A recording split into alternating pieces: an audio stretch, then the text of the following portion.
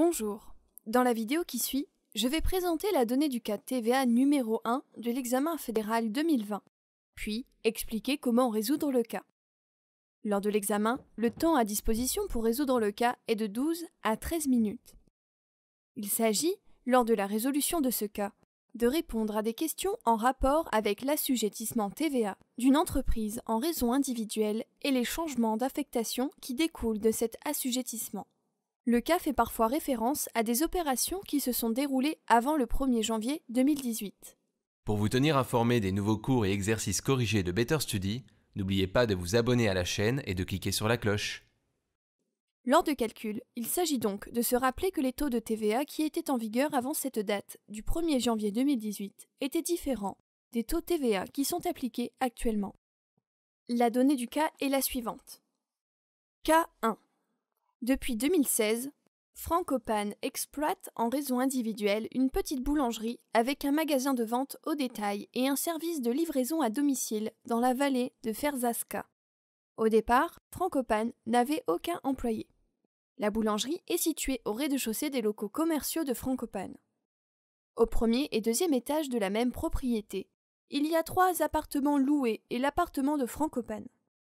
Frankopan ne s'est pas inscrit au registre des assujettis TVA en 2016 lors de son début d'activité, car il était prévisible à l'époque qu'il n'atteindrait pas la limite du chiffre d'affaires de 100 000 francs suisses. Libération de l'assujettissement au sein de l'article 10, alinéa 2, lettre A, LTVA. Le 2 octobre 2017, Frankopan fait l'acquisition d'une nouvelle camionnette pour le service de livraison à domicile. Prix d'achat 36 000 francs suisses, avec 8% de TVA incluse.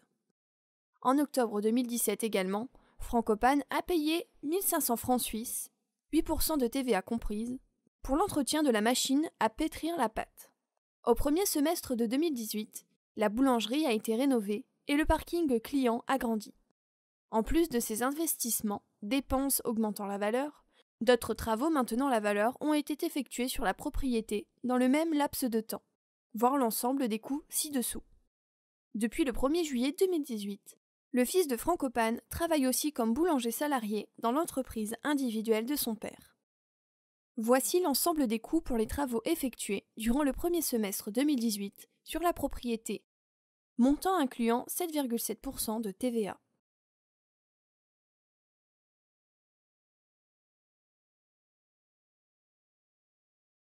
Avant l'exécution des travaux en 2018, la valeur d'assurance de l'ensemble du bâtiment s'élevait à 4 350 000 francs suisses.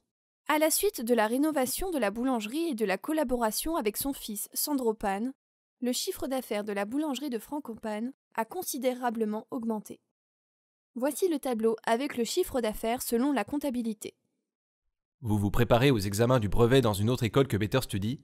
Vous avez besoin de consolider certaines notions à votre rythme et au moment qui vous convient le mieux? Demandez dès maintenant votre essai gratuit sur betterstudy.ch. Question. Exercice A. À quelle date prend fin la libération de l'assujettissement?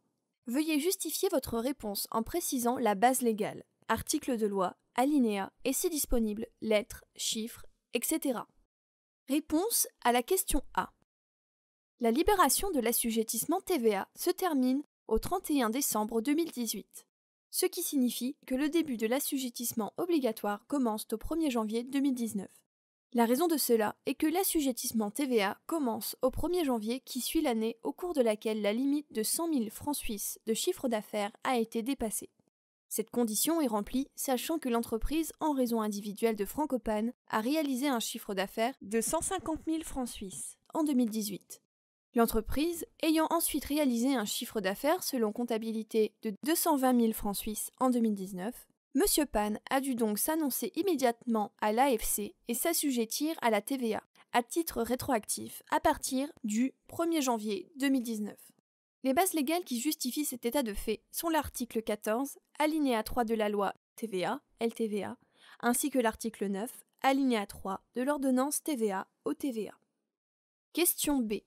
Quelles sont les conséquences de l'enregistrement de l'entreprise individuelle dans le registre des assujettis TVA en ce qui concerne les investissements réalisés?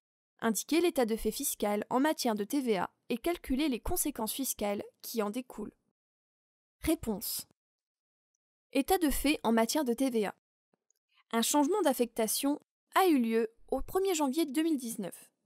Lors de ce changement d'affectation, il s'agit plus particulièrement d'un dégrèvement ultérieur de l'impôt préalable, article 32 LTVA, qui se calcule sur la valeur résiduelle des investissements, article 32 alinéa 2 LTVA, qui seront utilisés à partir du 1er janvier 2019 dans le cadre de l'activité de boulangerie.